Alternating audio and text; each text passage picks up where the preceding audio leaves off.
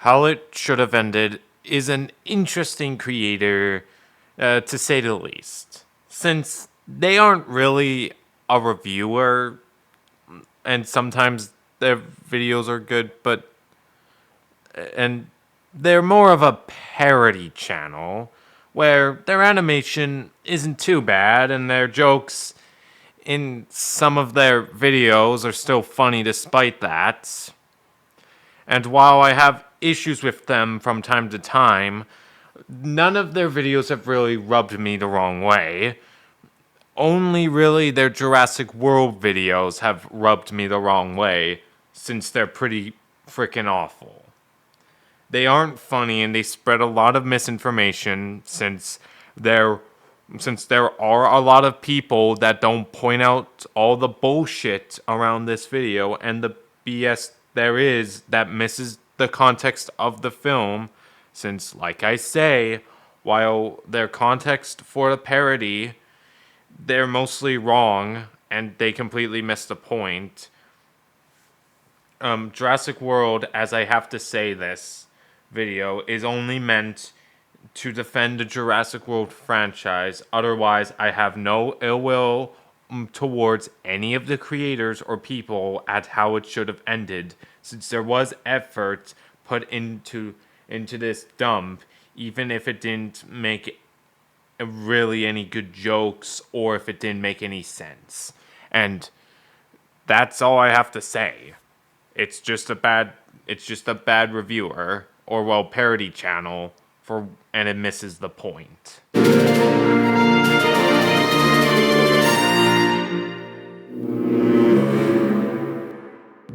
Were those scratches there before? Oh no, she's escaped! I'll go outside, get in my car, and then call the control room to track her. Or don't go outside and just call them from here. All right, I'll do that. Lowry, I need you to track the Indominus. She's still in the habitat. Okay, she's still in there. We just can't see her for some reason. Sounds like camouflage. Oh, nut. The reason why Claire went in her car was because the island in that area near the Indominus Rex padlocked had a bad signal. And so she went in her car so she could get a... So what's this thing made of? The base genome is a T-Rex. The rest is classified. You made a new dinosaur, but you don't even know what it is? better signal away from there. And then she went to go call the Center of Operations to see where it is. And Owen wasn't given much information on the Indominus Rex, since all he knew was that, for what he knew, it could have just been a strong T-Rex and nothing else. And it might have the power to jump really high, or might do it. But since Owen and the rest of the employees there had next to no information on it, besides the fact that its base genome was a T-Rex, they couldn't really do anything because they weren't given any information. And Claire didn't know either, so it's not like she could have broke protocol and warns them. Because they were both given a lack of information, which was a part of the reason why she broke out in the first place. She's still in the paddock! Ah! Quick, go through the small door! She can't fit through! Oh, nuts. The reason why they had that big of a gate was because Padlock 11 was a temporary enclosure for the Indominus Rex, since they had it there for 5 years and they were planning on to give an enclosure for the public, but since the place had a big forest and covered in trees, they couldn't air ride the Indominus in the paddock, since it might risk it getting hit by the walls due to how small the area was. And then, with the big door, they could move the Indominus Rex out, then into a bigger area, and then air ride it to its enclosure. But that didn't happen because it broke out before the enclosure could be made and open to the public. And since there wouldn't really be a situation where they would need a small door, because again, that was the Indominus Rex's plan, and it was a very situational, and it was extremely situational, and only happened because of the Indominus Rex. It was that was her plan. When Owen and the other two employees came, she used camouflage to wait it out once they got to the door. Then she positioned herself right here where the door was, so then they would be forced, if they wanted to survive, to open the large gate and go out. Since in a normal situation, they wouldn't have to do this.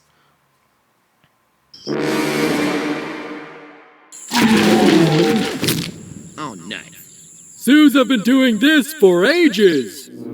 Again, the Indominus Rex was going to be moved out of Padlock 11 eventually, and making a mount wouldn't help it, since it would be harder to get the T-Rex out, I-Rex out when they needed to. Give me the controls. You're gonna wreck it. Watch out for the... Ew! Sick. Nice going, bro. Now I can't even see. Making it worse. This never would have happened if you just let me get over...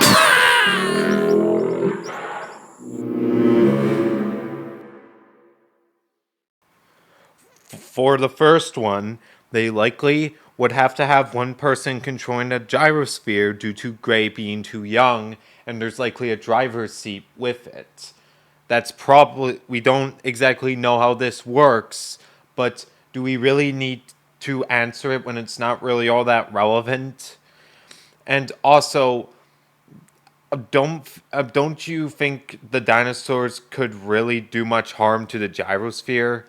Since they can take attacks from bullets, as explained in the film.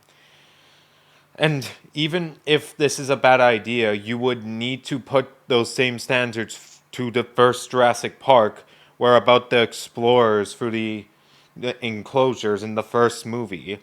And the gyrosphere fixed all the issues with the explorer in the first movie with this sheet here. And if they were, then they would get flipped upside down like a toy.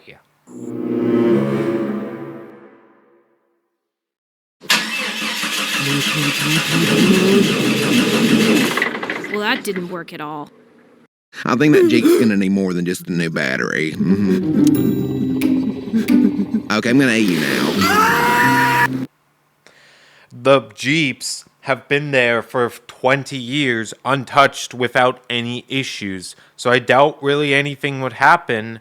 And it took multiple attempts for it to start working, so it really doesn't make any sense.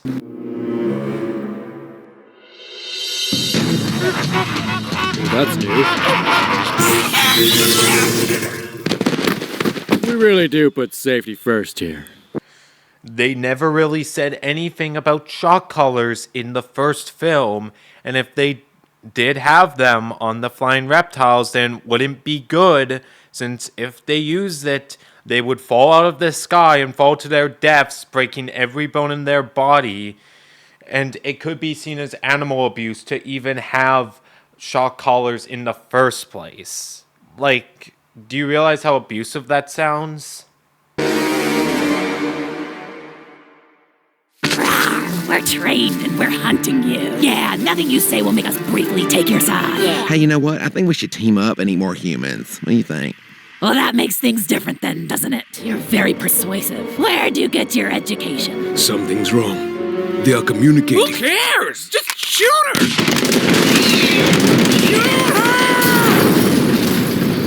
We saw in the movie how the Indominus Rex can smash through concrete, take an RPG point blank, and not be hurt badly, so they wouldn't at least need the Raptors to help take it down. And the Raptors didn't turn on Owen and the rest of them. They only did that because they opened fire, which made them attack the mercenaries. the villain hired, but they really didn't do anything wrong. That was really only because they opened fire while not listening to Owen. Great job, everyone. We killed the beast. Now, what was the plan to get the raptors back in their cages? Oh, they won't go back to their cages. I told you a field test was a bad idea. In fact, you might want to start running for your lives right now. He left us. He left us. We're free, suckers! Again, they didn't need to tell us the plan to get them back, since there wasn't a point to know that, since basically the park had already gone to crap and all the other dinosaurs had broken out. And even if they did, they probably wouldn't have the money to fund it, and the reputation of Jurassic World would have already been destroyed. And so they just wanted the Indominus Rex dead, just so it couldn't cause any more havoc. And once it was dead, they went back to the island and treated all the victims. And it was later explained in Fallen Kingdom that Masrani was paying for the damages, and they didn't want anything to do with the park after the disaster that happened, which was known as which I think it was called the Nublar incident, but that's not the point.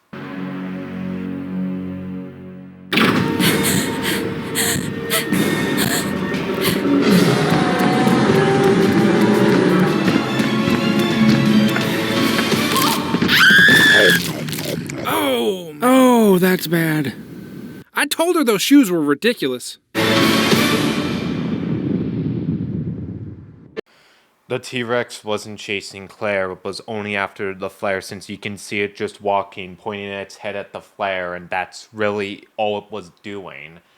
And also, keep in mind, the fastest person who ran in high heels can run up to 20 miles per hour. I'm not joking. And in fact, at this point in time, the T-Rex was considered to be a slow animal, which, yes, is now outdated, but at the time, it was thought to have 15 miles per hour. So you could also argue that the T-Rex was too slow to catch up as another reason, even if it isn't the actual reason.